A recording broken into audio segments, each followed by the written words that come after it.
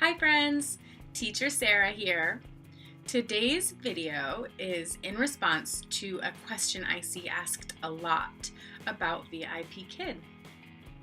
Whether it's in one of the Facebook groups I'm a part of or elsewhere, time and time again I see people asking, what do I really need to be a VIPKID teacher? Do I have to have all the props that everyone flashes around? Do I have to spend a bunch of money on stuff to work for a company that I'm actually just trying to make money from? And I think the answer for that is no. So today I'm going to go over, I think there are 7 things for me that if I were to start completely over, these are the 7 things I would rebuild to continue to have success with VIPKID. Some of them are company mandated. Some of them are just things that make my life a lot easier. So here we go. First of all, and this is something that you will learn through the interview process or even before, you need to have some sort of headset or headphones. A lot of people use like the earbuds that come with your iPhone. I used those during my interview process, but one of the mentors said that she was getting some weird feedback from me, and so I upgraded, and I would suggest doing that if you can to a headset that has a mute button on it. That has been absolutely instrumental for me before my classes start. So I just use these. They're like MPOW headset. Fits like this. I think they're noise canceling. They're pretty comfortable, and they have a mute button, and I've never had any sound issues with them. So that is the first thing. But you can go with what suits you. You just need something that you put in your ears and that lets a student hear you. Number 2, you need to have a background. My background is a piece of sheet metal with fabric laid over it because it's magnetic and it makes my life easier. Yours doesn't have to be that way. You can put a sign up with your name. It doesn't even have to have flowers on it. You can put the alphabet behind you. Maybe you just have a blank wall. That's probably fine too. You just don't want to be like working from your bedroom and you have your whole bedroom behind you. It just has to look like a little bit more of a professional space for you to do your teaching in. So the third thing, and this is the one I kind of wanted to start with, is this guy. A whiteboard. Something that's easy to hold, that's quick, you can grab it with a marker. Some people might say you need to have alphabet letters, and while I do have those, I don't think you need them if you don't want them, because you could just be like, oh, what letter do you see? I don't have to hold up an A, although I frequently do. Or, let's see, another example might be when you're blending with the OP words. You could be like, up, up. Yeah. Okay. Oh, up, cup. You know, it just makes your life so much easier. I use my whiteboard all the time, and I have this is like a really old washcloth, but I just have something that you can like quick erase and keep going with. So cannot go wrong with a whiteboard. Let's see. Oh, so this is just a personal one for me because these have been something that I picked up when I first started and don't want to be without now. I have from Amazon some stars. Oh. Pink star.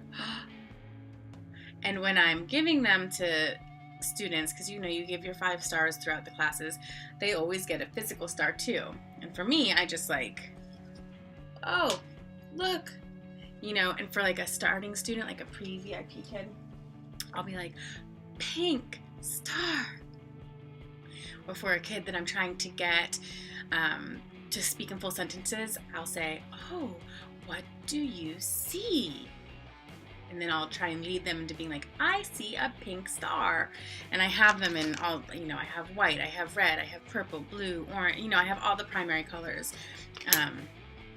And it just has always worked out really well for me. So I would not want to go without those stars. Some teachers don't use physical stars. They just do the ones that come with the program that we teach with, and that's fine too. One of the things that my kids get a kick out of, especially the little ones with these stars, are like when I'm like, ooh, ooh, oh, ooh, you get a star! Or I'll be like, oh, what's that? I don't know.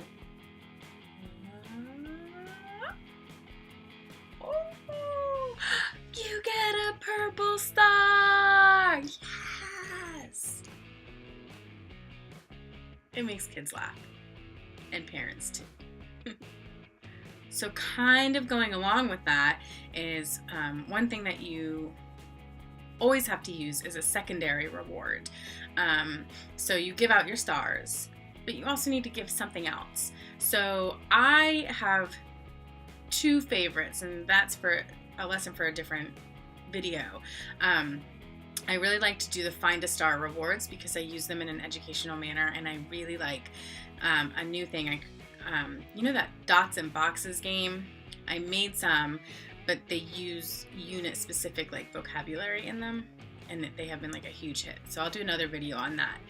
But you don't have to do games. You don't have to do anything huge. Some people are like, oh, you get a sticker, and they hold a sticker up and then they put their sticker on their forehead, and that's it. And you do like a few of those throughout the class because they want them to be visible, these secondary rewards. So I might be like, oh, good job. Woo, woo, you got a minion. Yeah.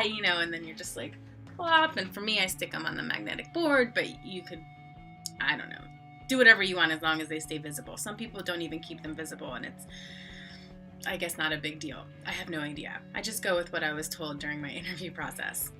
Or like, oh, look, do you like dino? Look, it's a dino fairy. Wow, my little girls like love these ones. Boom. And that's all you need, just that secondary reward. Next is a microphone.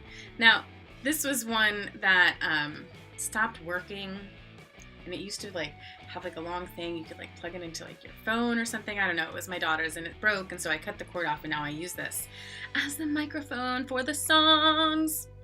Sorry, I know I can't sing, but you don't have to have this. You could use like a marker, or I saw this really cool post maybe on Instagram where someone had painted the empty tube from a paper towel holder, and then they got this like sparkly little ball thing and glued it on top. So it like, I thought that was even cooler than like a real looking microphone. So just anything. And if I remember correctly, they say you have to have 2 teaching aids for your classes. So if you have a microphone or something that passes for it and your whiteboard, boom, you're done. I mean, you can add a bunch of extra stuff, and I frequently do, but I don't think you have to.